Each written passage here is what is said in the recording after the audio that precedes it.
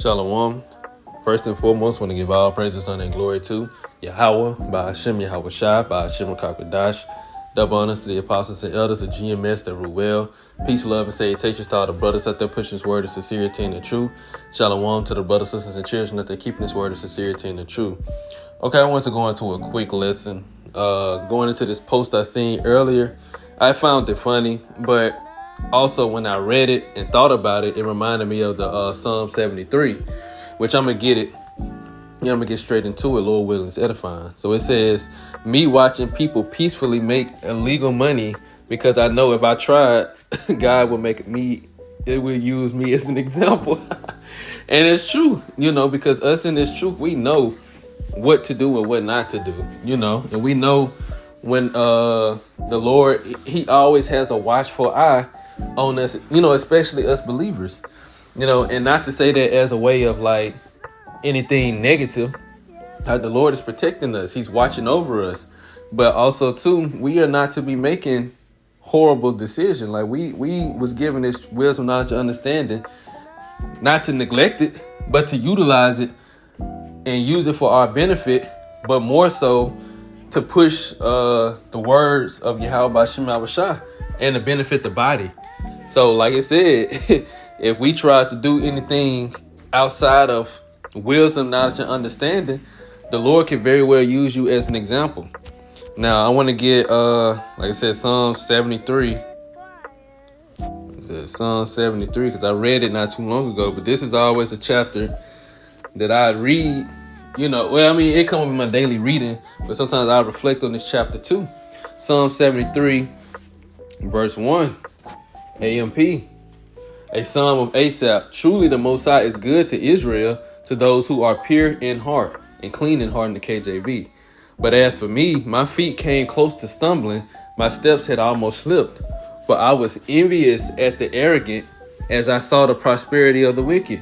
In the KJV, for verse 3, it says, for I was envious at the foolish when I saw the prosperity of the wicked. But the scriptures also say, envy not thou oppressor and choose none of his ways. And I get that quick precept. Let me see.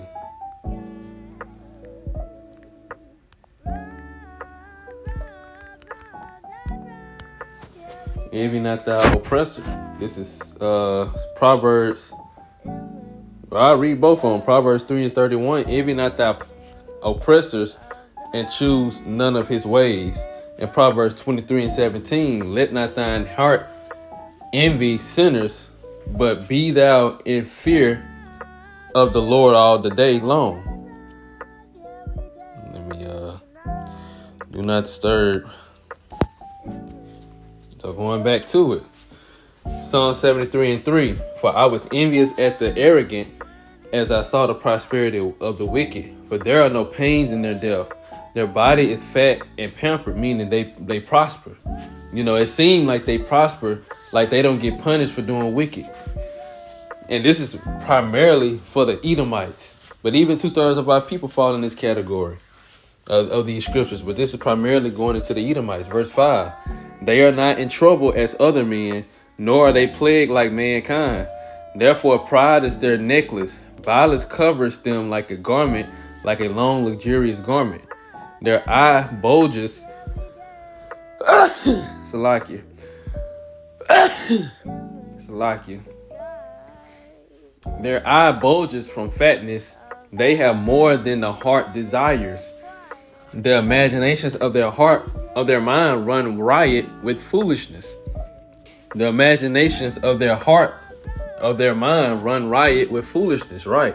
So they just continually get worse and worse. They do all type of stuff. And it seems like nothing happens to them, even though they're doing wickedly.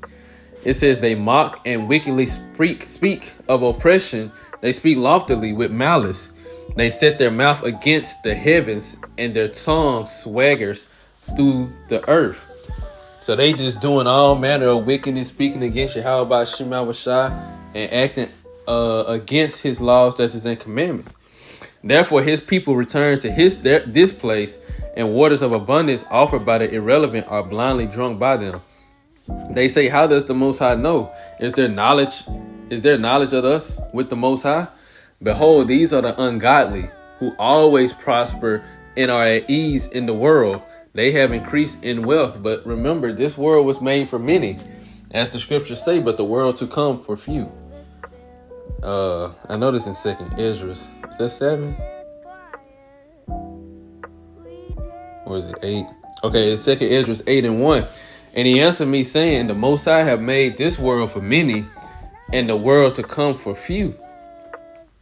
I will tell thee a multitude, Esdras, as when thou ask the earth, it shall say unto thee that it giveth much mold whereof earth and vessels are made, but little dust that gold cometh up.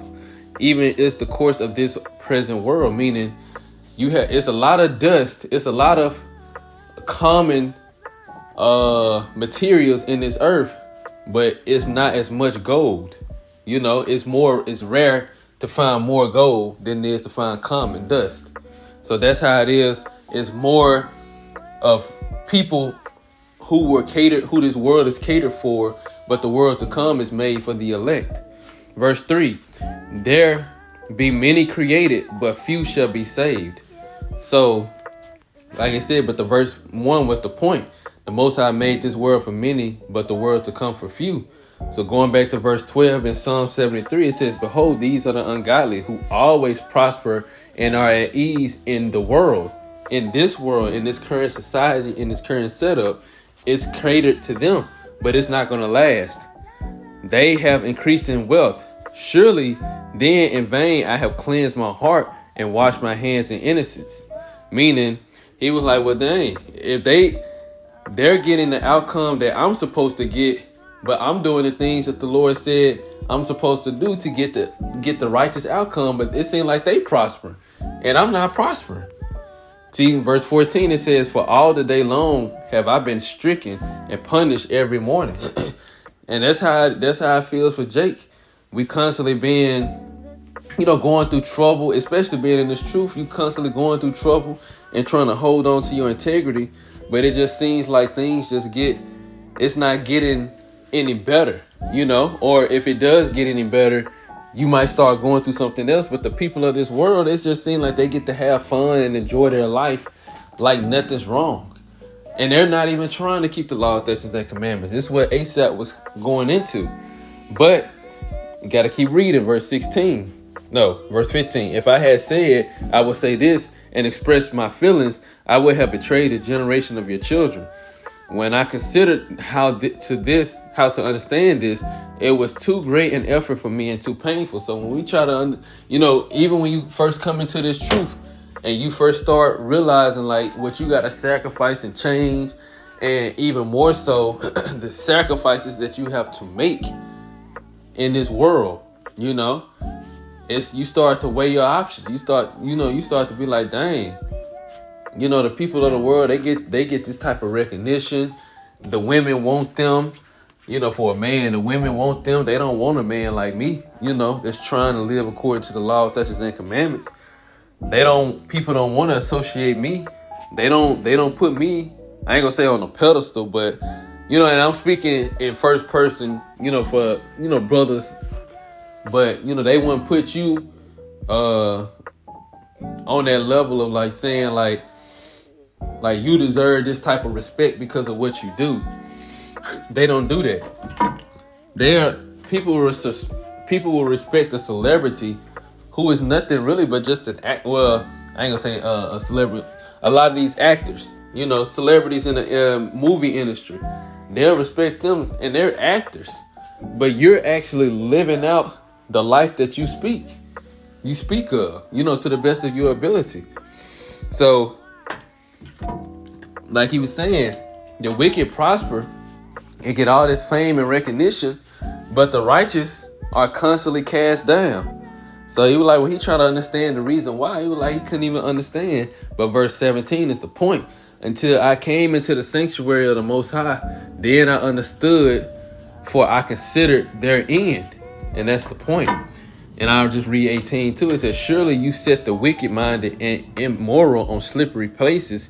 You cast them down to destruction. How they are destroyed in a moment. They are completely swept away by sudden terrors. Right. But like it said back in verse 17, until I came into the sanctuary of the Most High, then I understood, for I considered their end. So that's the point. Understanding how it's going to turn out for them in the long run. That's it's going to be a horrible end versus how it's going to turn out in the end for the elect. The elect is going to prosper. Israel in the kingdom is going to prosper, but on this side, the elect will prosper in the end. You know, they're going to win. Now, I'm going to jump down to the last two verses, verse 27 and 28, AMP. It says, for behold, those who are far from you will perish. You have destroyed all those who are unfaithful and have abandoned you. But as for me, it is good for me to draw near to the Most High. I have made the Lord, Yahweh Shemashah, my refuge, and placed my trust in him, that I may tell of all your works.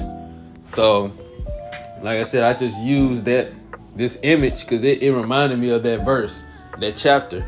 Me watching people peacefully make illegal money, because I know if I tried, the Most High would use me as an example, because that's not the way for the righteous to go. That's not the way for his chosen to go. You know, he wants them to hold their integrity and do righteously and endure unto the end, because in the end, he's going to lift you up.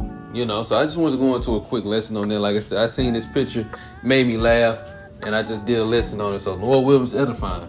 On that note, I want to give all praises, honor, and glory to Yahweh, by Hashem, Yahweh Shai, by Hashem, Rakakadash. Double honors to the apostles and elders of GMS that rule well. Peace, love, and salutations to all the brothers out there pushing his word of sincerity and the truth. Shalom to the brothers, sisters, and children out there keeping his word of sincerity and the truth. Until next time, shalom.